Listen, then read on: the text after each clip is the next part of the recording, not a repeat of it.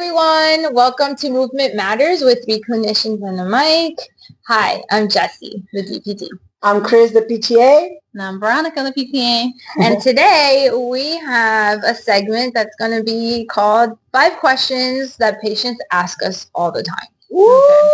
I get a lot more than 5 questions, but I guess we need to keep it low. So as professors, we actually get these from students as well. So it goes both ways, as students and patients. So let's get right to it. The first question is cracking your back or your knuckles bad? All right. What do you guys think? That's a sign. I'm going to say maybe. It depends.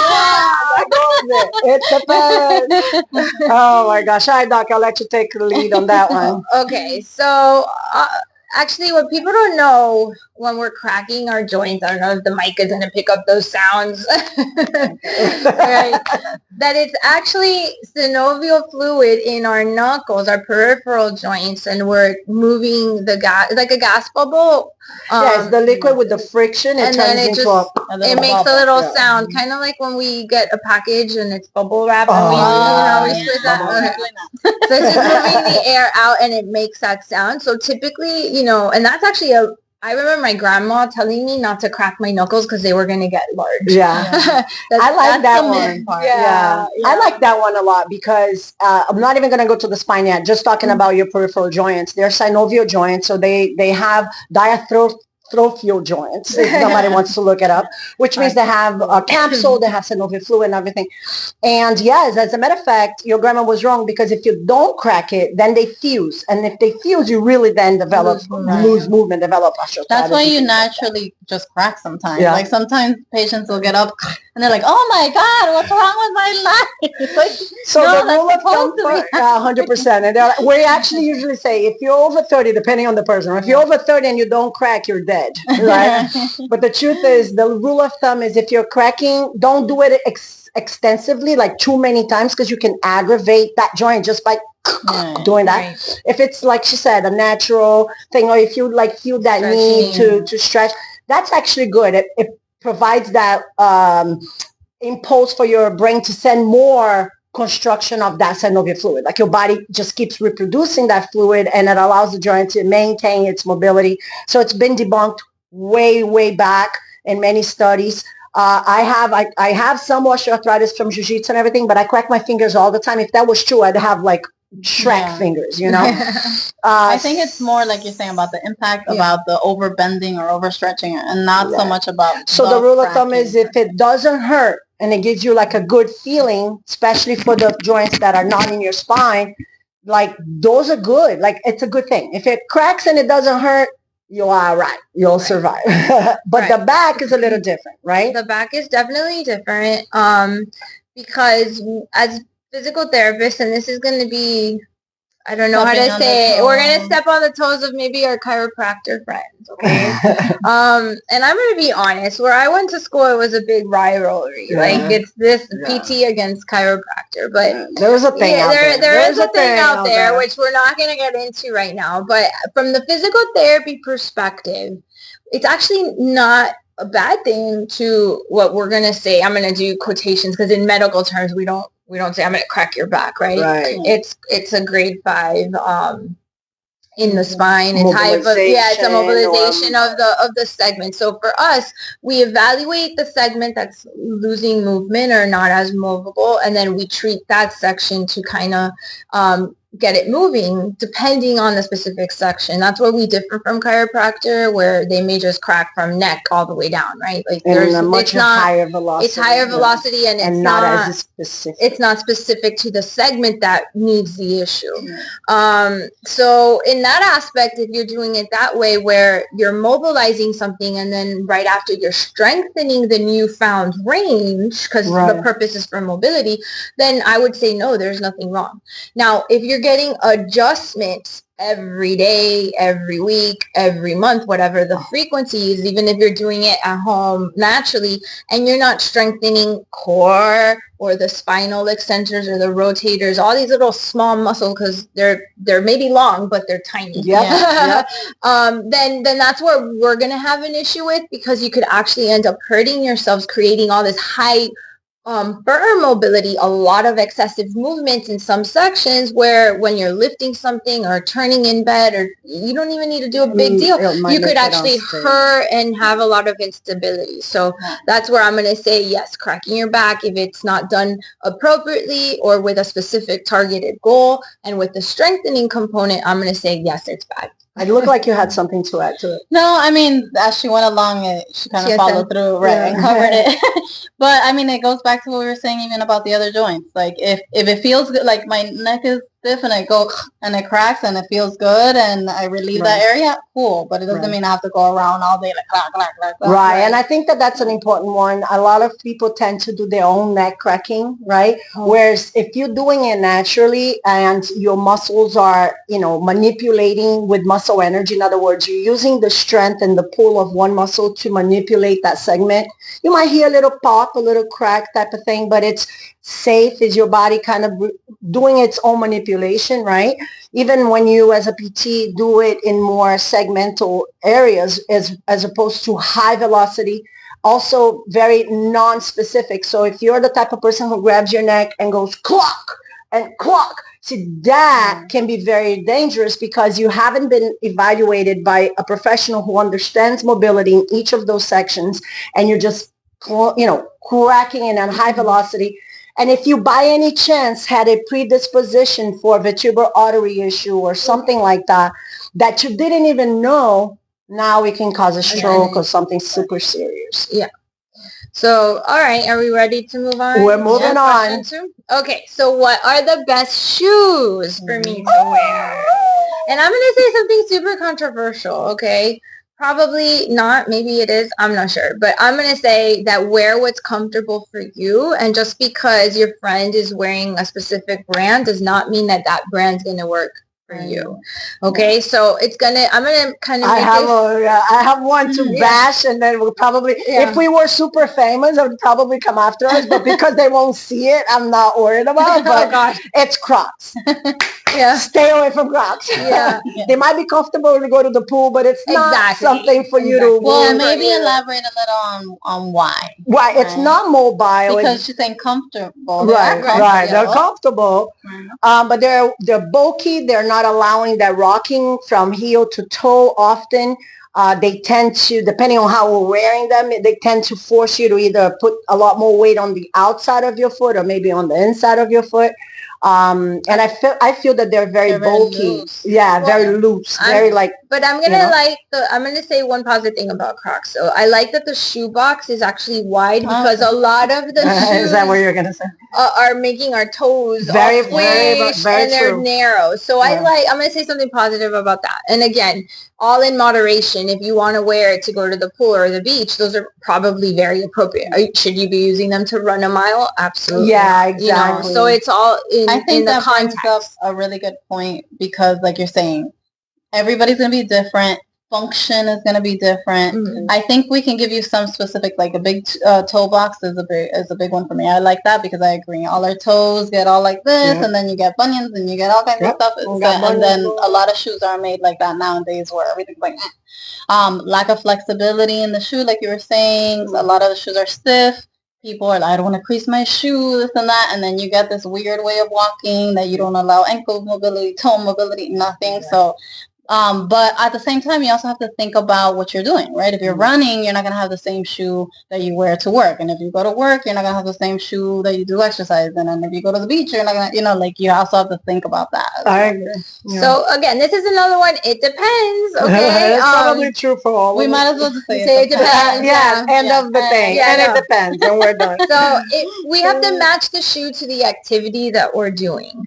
Comfort does matter. And I want to say something. I always tell my students that shoes are like tires. Don't we have to rotate our tires and change them every time, a certain mileage, right? When they wear down. Same thing with our shoe. One way we can know if it's time to wear it down is if you flip your shoe upside down and those little ridges at the bottom of shoes, if you could see it kind of smoothing out. Or if they're not even even. Like if one side is more worn out. Absolutely. So that would mean either that you need a little insert or some support if it's not even. And if it seems all even, then that means you probably have great arches. You just need to change your shoe if it's all smoothed out. Yeah, and I also want to add, and that is a situation for me because I was always very flat-footed, and then over the years doing so many exercises from swimming to actual foot exercises, I've built myself a little arch. But if I'm going to walk around for a long time or even do some sports where I'm running and stuff, I have to get shoes with good arch support. Even though I've built my arch, the arch support is important. So I want to add to which shoes are not great will be the very flat shoes. The ones that, again, you're going from here to there, walking in the mall for a little bit. That's one thing. You're going for Disney World or something, you're walking for hours and hours. It just doesn't bend correctly. It doesn't support your arch. So some things to look at. Arch support, comfort, toe box. So I was going to say you could categorize your foot. If I'm going to oversimplify it so people don't come out of it, I'm going to oversimplify it. Is your foot moving too much? Is it more on the unstable side? That would be someone like me. I've rolled my ankle like 3 or 4 times. She does it every month. Or are you super tight and rigid where you don't have enough range of motion? Those type of shoes are going to vary right there. Yeah. One, you're going to need more stability, maybe more high top, a little bit more rigid because you have too much movement. And then the other one, you're going to maybe want it to have a little bit more movement to help you out. You don't need it as rigid. So that's something that a PT could definitely help you with. About to say, man, we are like the same brain, I swear. Because I was about to say, well, this is a good one for you to go to the PT and have it evaluate you for a flat foot posture, your gait, how you're doing it, and then go from there. And not necessarily spend hundreds of dollars on one when you could possibly find something that will fit your profile without the price of the shoe has nothing to do if it's going to benefit the person or not. So the more expensive does not mean it's better. True. Very true. Okay, question number 3. Ooh, this is a good one. Favorite. Yeah. Should I rest or keep moving when I'm hurt? What do you guys think is the answer on this Movement Matters podcast? Hey, we don't give this hints to our students. We're giving it to them. What do you think? All right, so we're gonna say that movement matters.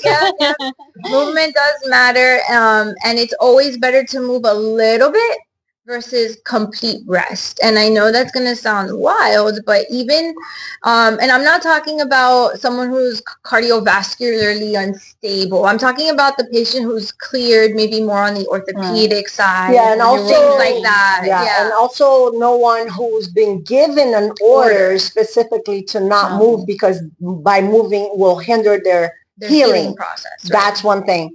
But yes, I agree with Doc 100%. And even for heart conditions, even for people who are just getting stabilized, they're still going to need to get up and go to the bathroom. So the key word is stable, right? Because when we're unstable, we have to follow doctor's orders. But if you've been cleared and you're stable to start movement, then we need to move. Even if you have an order for non-weight bearing, that means you're not allowed to put any weight on your legs, right? You can't stand up or even on your arm. You have all the other joints you could move. Man, I was about to say, I love it. You would think that we rehearsed this, but the truth is that, even for those areas that you're not allowed to move that particular area, so let's say my elbow, I can still move my wrist, I can still move my shoulder, and that in itself will get blood flow. Correct. And things like that. Yeah, the benefits are the whole body. It's not just that little area.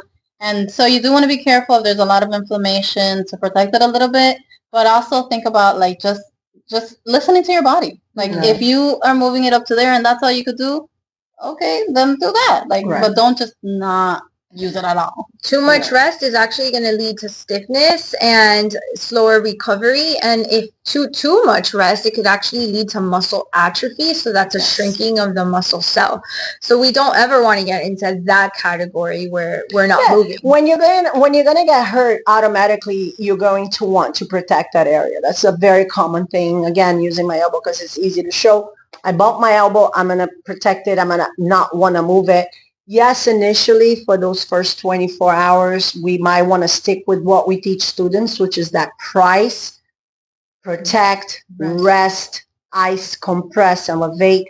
But who's to know about 24 hours, 78 hours, 3 days is all about the patient themselves, how they're healing. But the truth is, doctor's saying is the minute that it's been either cleared or your body feels better in any way possible, you want to start early mobility. And it may be just moving passively, meaning I'm taking my other body part and I'm using to mobilize this little area here that hurts for me to do it actively, but I can do it passively. It's not going to help my strength, but it's certainly going to keep me mobile. And I want to do now kind of point to the other side where you get hurt and you're pushing past the pain or excessively moving or exercising without giving it a modification. And I don't want to say to stop exercise, but definitely to modify. I think we need to listen to our bodies when there's a pain. We've said this many times on here. You shouldn't go to work out and be like, oh, I'm in pain everywhere, right? Like that's not normal, especially the pain that doesn't go away, that's sharp. Or acute pain that's causing inflammation or redness or lack of function or range of motion. Those would be signs of something's going on. So you definitely have to cut back in that aspect. We're not saying to not move and not go to the gym or not work out. We're just saying to ease on. Maybe you're doing too much weight. You got to back off. Too many reps. You got to back off. It's the extreme of it. Right, both ends. People go, no, movement. And then people go, no, I could do whatever. They said I could move. Box jumping and all the things. And that's when it comes like in I have like a little cheesy saying, which is no pain, no gain, but joint pain is in vain. So I added to the second part because that's how kind of I feel about it. Yes, if you're working out, you want to get that burning from the workouts, this and that. I think that the most problem with these situations is, oh, it hurts. Well, let me just work through it. Okay. And if it's a joint pain or if it's something, working through it is not going to make it any better. So that's why we're trying to say it depends. For the most part, you want to move it earlier than later, but using common sense. And it's a gradual process where we're building and always checking your posture, make sure the mechanics of the movement are helping and not hurting. Yeah, very true. Very true. All right, number 4. Number 4 is, should I use ice or heat? Ooh, more dollars. I love that question. So when it comes to your preference for pain, you could use either one. Right. Okay. If it's just a pain thing, you don't have any other issues, you don't have inflammation, whatever, then whatever you like works best for you. When you have an inflammatory process and you're seeing signs of redness, warm to the touch in the area, maybe swelling in the area, then you should avoid heat because that's going to exacerbate the issue and the inflammation, and you should go with ice. Right. And when otherwise, if you don't have that, then really you can just go either way. Yeah, I think it's a great answer. One more thing to add, if you want to increase flexibility, ice is going to make you stiff. Right. So sometimes people do ice at the end because they're trying to cool everything down, and that's fine at the end if you're not moving anymore. But if you're going to start doing a stretching regimen and exercise and running around, you're not going to use ice first because it's going to make you stiff. Right. I think that's great. A great point. I actually have that in my book. Like, ice, it depends on how you like it. And most people are like, what do you mean? Well, the truth is that basically is what you say in your class. She teaches this class in our program. So it's like, are you going to put something hot on something that's already hot? Nah, don't make any sense. Same with cold. Are you going to put something cold on a body part that's already with low blood flow? There's like, it's cool to the touch. Then it may not be a good idea. You're just increasing that issue. So yes, to I'm a big ice person, and I know a lot of clinicians out there like trying to move away from ice. When I get hurt myself, like I'll ice it 15 minutes, I'll not ice it for 45, and I'll keep doing that on every hour. But it doesn't mean that it's the best thing for my inflammatory process. I understand that. So that's a choice that I make. But the truth is, like you said, like for cold, a lot of people tense up when they put cold on. So if you have like neck pain, back pain that didn't just hurt yesterday, but if it's something, you might want to go for something that like loosens you up, right? As opposed to something that you just worked out again, and it's at the end of the workout, you feel that you aggravated a little bit. All of a sudden, that area got a little hot. You might want to put some ice. The cool thing is that if you use ice for a longer period, your nerve conduction slows down, and you're not going to feel as much or be as tense because everything's slowing down. But you have to tolerate it enough to get there. To get right? there. So if you put ice and you're like after 2 minutes, then you don't, you don't do that. So that's important. That's the key word there is prolonged ice, right? Yeah. And what are the effects of ice? You want to give our viewers? So ice does vasoconstriction to your blood vessels. It slows down your nerve conduction velocity, like we said, which means how the nerve reacts, whether it's in a motor way or movement way, or even the pain sensation. It also just kind of slows down all the processes in your cells, your cellular metabolism, and all of that. And so that will help with if you have a muscle spasm, spasticity, pain, because it'll slow everything down, all the signaling and all the blood flow to the area. But if you want that because you got to do activity, because you got to heal, then it could be counterintuitive. What about the people that do the full body ice bath?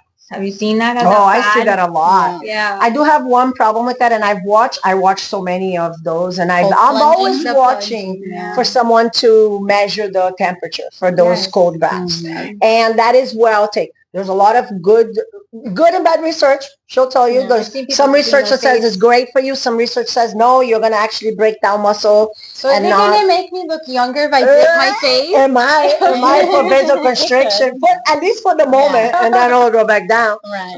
But the one thing I don't see, and I see some people do it, and I'm always like commenting, good for you, because I never see them check the temperature. Right. So like if you're doing it at home. Yeah, you're putting that big cold thing and you're just plopping ice in there and you're not checking the temperature. She'll tell you what the temperature needs to be, and you have hypothermia. Right. 50 to 60 degrees Fahrenheit is usually safe and cold enough that you'll get those effects. And for the most part, they're like on the 20s. Oh my gosh, they're like frozen, and I'm like, you're not okay. Right. Like, you get hypothermia, you can, if you have blood pressure issues or circulation issues, you're gonna make that much worse. Yep. Oh my God. So you have to consider all of that before you do that. So if you're doing cold plunges, take like something like this, okay? Freaking thermometer, turkey thermometer, and stick that in there before you do your plunge. And if it's not between 50 to 60 degrees Fahrenheit, back off, put more water. Okay. And conversely, if it's too hot, above 60, it's not going to do anything. Right. All right. So we've made it to our last question. Should I stretch before exercise? It depends. Question mark? So stretching, we're going to say yes. We love flexibility, but the key is warming up first. Yeah. My analogy that I use with students is if I wanted to share my gum with you and get a nice stretchy gum, this is disgusting. Okay, but are you gonna? It's gonna snap in half if I just give it to you. But if I chew it up a little bit and warm it up, what's that gum do? It's gonna stretch out, right? So we have to warm up, our muscles before we actually stretch. And I see that as an issue a lot. We see it wrong all the time. I think it's because people only know static stretching. Or mostly focus on static stretching. Yeah, I agree. And that's probably, there's different types of stretching. And anytime you go beyond what is your range, you're stretching. So you could do it fast, you could do it, and the static stretching is the slow one that we do and we hold. And that's great at more towards the end, a little bit better, but not so great in the beginning. Now, so I've been teaching this class in our program for a long time. It's one of the classes that I've stuck with. And one of the biggest things that I like was that previous editions never had that, don't stretch, statically stretch, until now where editions are bringing in new evidence from, and now the book edition will literally tell you. So there's no proof that statically stretching will improve your performance on the exercises. On the contrary, the evidence shows that it might actually make it easier for you to strain a muscle because you haven't stretched those fibers so far away and they're more relaxed now. Yeah. So if they say, is there a benefit of stretching? They can't tell there is, but they can tell that there's more of a risk. Now you're talking to people who love to stretch. So the idea is you do a warm-up dynamic stretch, which is going through the motions, but just getting to the end range each time, but in a more fast pace to kind of predetermine to your muscles, hey, I'm about to move. I don't want you to be super relaxed. I'm simplifying it, but it's basically what it is. And so towards the end of the workout where you're done and you're cooling down, now is a great time to stretch. I do statically. I do work with some older population patients that are so stiff that even to begin warming up, we need to stretch. And that's okay too. Like you could do a static stretch, even with some heat, but then before they work out, warm them up on the movements to sort of like, okay, I've stretched you out, but I'm not going to go from, to like, okay, let's move. Right. It's, okay, stretch statically. Now warm up. Now let's go do strength. I think to simplify it, what happens is when you use your muscles, they what we call contract or constrict, or they come together like this. Yeah, right. So when you're stretching, it's further away to get there, right? And so if your body needs to do work, you don't want them so far away. Yeah. So like you're saying, if you have a patient that's super immobile, stiff, whatever, even if you stretch them first, they're not going over here. Right. They're going, they're going to go to where we wanted them to. Whereas us, normal people or whatever, then if we stretch too much, we are going to start over here. So I can show some people, for example, so here, for example, this is a static functional hamstring stretch right here. Okay, great for my hamstring as long as I keep a good posture. Functional because that's kind of like how I use my leg, right? But this is a static stretch. I'm holding 30 to 60 seconds. Okay. Now, if I wanted to go running, that might not be, that's what we're trying to say. That in itself may feel great, but when I'm going to run, the fibers are so far away, they may actually hurt themselves trying to contract. Whereas if I do, let me move it up here. Let's say if I do something that's like a warm-up dynamic stretch, which I'll go and I'll do something where I'll come down here, go back up. Come down here and go back up. And each time I go down a little bit further. I'm moving while I'm stretching that muscle. And then now I'm limber and also ready to move. And then at the very end, I can lay there and do all the beautiful stretches that we want. Right. Okay? Yep. If you want more, send us a message there. And that wraps up our questions, but I think we can say that if you have more questions than these 5, because like we said, we narrowed it down to 5, please let us know. Very true. Very true. Sure. And we wanted to come here and tell you these because